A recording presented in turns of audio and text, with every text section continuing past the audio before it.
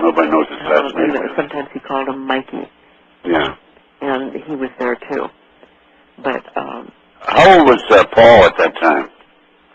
Paul is about 4 years older than Johnny. So Paul would have been about 16 going on 17 at the time of the kidnapping. You know, it's draining, isn't it? I mean, you get so emotionally involved and you hear the stories, and for a normal person, this is so far outside of their normal thinking process that it almost freaks people out. Well, it does, and I can remember back to the morning of the kidnapping, and Johnny was missing, and, you know, we didn't know what had happened, and I started calling the newspaper manager, and I got the names of all the kids that were at the corner that morning. So I called each one of the houses, and I started hearing this story about this man in a car, and he stopped Johnny, and a second man who followed him down the street, and the slamming of the car door, and the car screeching the tires as it took off. Yeah. Well, all of a sudden, it was just like spinning a nightmare right before me. I thought, what's happened here? You know, your mind can't catch up fast enough after something like this happens. And thank God we had witnesses. Because in a lot of kidnappings, you have a bicycle that they find, or a wagon, and nobody saw anything. So at least we had witnesses, so I am thankful tremendously for that. Right. What happened to the latest witness, Noreen, that's come forward in the last 2 or 3 weeks? Did anybody do anything with that? Anybody take affidavits or statements or anything? We haven't done anything with it just yet.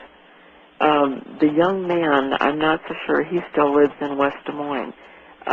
His father still lives in the same house. And the father is the one that was questioned by a news team that was here doing the story from another city. And they came to my house to... This is 3 weeks ago, right? Yeah. And they came to my house to interview me after they had been up at the location where Johnny was kidnapped and had talked to this man, this boy's father. So when they came here, they began relating the whole story. I said, what? What are you talking about? Yeah. Because this is not what was released to the public. And so I told them that, and then that same news team drove up to Minnesota to interview Jim Rothstein, and they told him the same thing. That the father said, oh yeah, that's exactly what happened, and that's what we told the police, but the police told a different story and told us to keep quiet. Wow. So, you see, we had even a further eyewitness that actually saw Johnny being stuffed in the car, and like I said, he just described him being shot with something like a stun gun. Have you talked to the family? I haven't gone up there yet, no. Okay. And the reason we waited is because it might be better if it was handled in more of an official capacity than just me.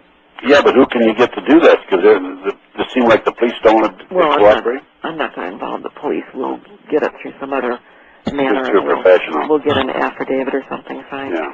No, I don't run anything through the police. No. Is John DeCamp aware of this new witness? I did tell him about it on the phone.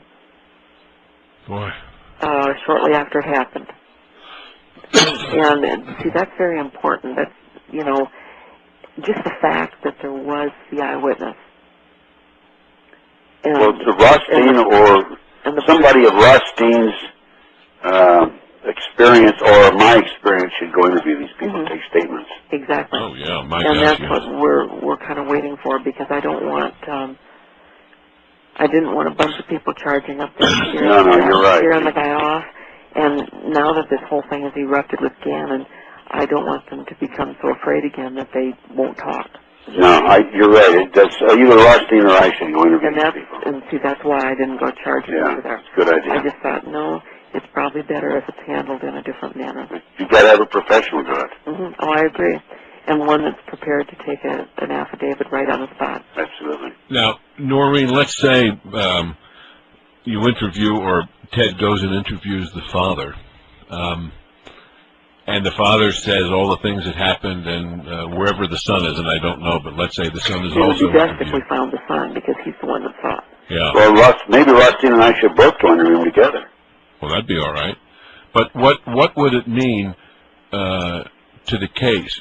It would open up a lawsuit that you could go after the town, right? If they would be willing to go on record and say that they told the police such and such, and the police told a different story, that, I'm not an attorney, but I would think that would be grounds for a lawsuit. Absolutely. I would think so, sure. Because that would be falsifying, information, and based on that, the FBI would not come into the case because they said we had no crime. And the police chief kept saying, well, we have no crime because nobody saw your boy being stuffed into a car. And yet, it was the police. And, if that police chief was still alive, upon hearing that the other day, I'm not so sure I wouldn't have gone right to his house. Is he dead now? Yeah, he died of a heart attack. Well, they probably killed him. I don't know. How long ago did he die? About 2.5 years. Oh, so it's not that long ago. No. And when he died, it was just kind of funny because the newspaper called me the afternoon afterwards and wanted me to make a statement. And told me he was dead. And I said, no comment. Well, then they called back a little later and they wanted me to make a statement, and I said, no comment. Good for you. And then they finally called back a third time. And they said, well, we would like you to make a statement about his death. And I said, well, what part about no comment do you not understand? Yeah, right. Excellent. And you know what the reporter said? What? He said, well, damn, he said, we can't get anybody to say anything nice about him either. Oh, God. That's what he said. And I said, well, I guess you have to consider the source. And I wouldn't say anything else. Good. Because, if I did and began to launch out with the truth, all they would remember is, oh, Noreen Gosch spoke ill of the dead. They would not have believed what I had to say. Really? Noreen, what was the TV news crew? Where were they from? From Waterloo, Iowa. It was Dave Roberts from KWWL, and they did a very successful show. They did the interviews here. They talked about Gannon. They talked to this boy's father. They drove up to Minnesota to see Rothstein. Oh. And then they ran it. And then they told Jim that they were going to, this was after the story ran, that they were going to do some kind of a follow-up piece. And I don't know what that will be. Did anybody nationally pick up on it? And where? Nationally. Not yet. What about the Des Moines area? I'm thinking, though, that if they do another story, and I guess this young reporter's boss was really behind him and very supportive, Good. Especially when they found out that there had been a little bit of a fib, shall we say? A little bit of a fib? I'm trying to be generous. I know you are. That's, my gosh. And see, that's the thing right now, and for a very long time now. Yeah. As these things are coming out, boy. Yes, it upsets me. It upsets me a lot. Yeah. But I can't afford to allow it to blow my circuits. True. You can't. This many years into it, Yep. It's detrimental to a person's health. Yeah, I agree. And I can't afford to have my blood pressure being shooting over the top over every little thing that comes in. It just has to be handled. And then we figure out a plan. But I really try to remain extremely calm, and that's for my welfare too, because I wouldn't have lasted this long had I just gone berserk over every little thing. It's true. I can be more effective when I'm calm. You would think that somebody besides the Waterloo TV station would do a story on this. Well, Des Moines is not wanting to do much more. A lot of times they will respond and do something after it's been done in another area. And that's been just the last couple of years on the story. Is Jim Gannon still working with the Des Moines Register? Oh, no, he moved on from Des Moines, and I think he moved to either New York or Washington and was doing something in the media there. I'm not sure what it was, but he went on to greener pastures. That was his reward for putting the clamps on your story. See, one of the things that I've been getting a lot of emails about, there's a local talk show here, Jan Michelson show. Huh. And I've been on his show, and it goes pretty wide range through the Iowa area. A lot of people listen to it. And a lot of people have been writing me, telling me that they have contacted the station, asking Jan to put me on the air about this Gannon issue. And people are getting very frustrated because he won't do it, or he hasn't done it. He hasn't even called me to do it. And the listeners in this Iowa area who have been listening to your show, Alex, have called the local guy here and says, well, it's everywhere else. Why aren't you putting her on the air? But they haven't. Yeah.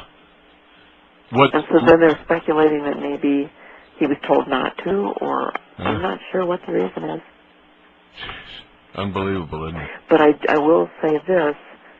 When I was on his show, after my book came out, he was very complimentary about the book, and he said that he and his wife both read it like in 2 nights. Each one of them had the book for 1 night. Yeah. And while we were on the air, and it was live, he said, well, lady, he said, you really have a lot of gall. Really? He said, you accused Barney Frank and Craig Spence of all those things that they supposedly did in Washington, D.C. Where do you get off doing that? And I said, every single bit of it was a proven fact. Yeah, right. And I said, exactly. if you went back and researched the 92 articles in the Washington Times from the year 1988 through 1989, I said, you would have the same information I do. And I said, I guess maybe you didn't do your homework before this interview. Yeah, right. Oh, And Who was this? Jan Michelson. Oh, this was Jan. Yeah. And he laughed. He says, well, I knew you'd have an answer for that. But he and I get along fine, and I told him, I said, anything I put in that book is what we've researched and we found to be true. I said, I didn't put in things that had not already been established because I didn't want legal problems. Then you ended up with a legal problem with that other character. Yeah, but nothing over... Nothing over what you put in the book. No. Wow. No. Would you want to comment on that? Would you rather not? Well, I might as well. Sure, you betcha. There was a man that assisted, and he kept calling and wanting to assist with the book. And he did some research because he owned some books that had information about MK Ultra, which I was going to include in the book. And so that's about all he provided. You see, I had quite a few of the chapters of my book written. I had the first 2 written by 1984. And what I would do is write and take from my notes things that were happening, and I would write it all up in story form so I wouldn't forget it, number 1, and so there would be an accurate record of it, number 2.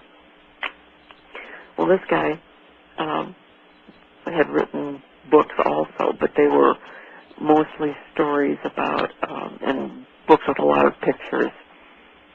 And it was not a book like this one. And after the book was published, or he was living in Missouri, and he kept wanting to be a part of this project. And I said to him, well, what's in it for you? Well, he says, I just want to see the truth get out. I don't want anything. And when he came to Des Moines, he would come over and would work a couple of days a week, and the rest of the time, I don't know what he did, but I was working in my job as well while I was still writing the book, and got the book published. He came to my home about 3 months after the book was out and demanded $25,000 in cash for his assistance. Wow, jeez. Yeah. He claims that he put in 1,200 hours on the book. It was just a complete farce. Oh, my And gosh. he claimed that the whole idea for the book was his. And many times he tried to, when we would be working on something, he would keep trying to tell me, well, it has to be this way, it has to be that way, and I'd remind him repeatedly, Wow. it's my son, my story, Yeah. and my book. And a couple of times I told him to get out of my home. Oh, my heavens. And that he was no longer a part of anything, and that it was my son, my story, and my book. Well,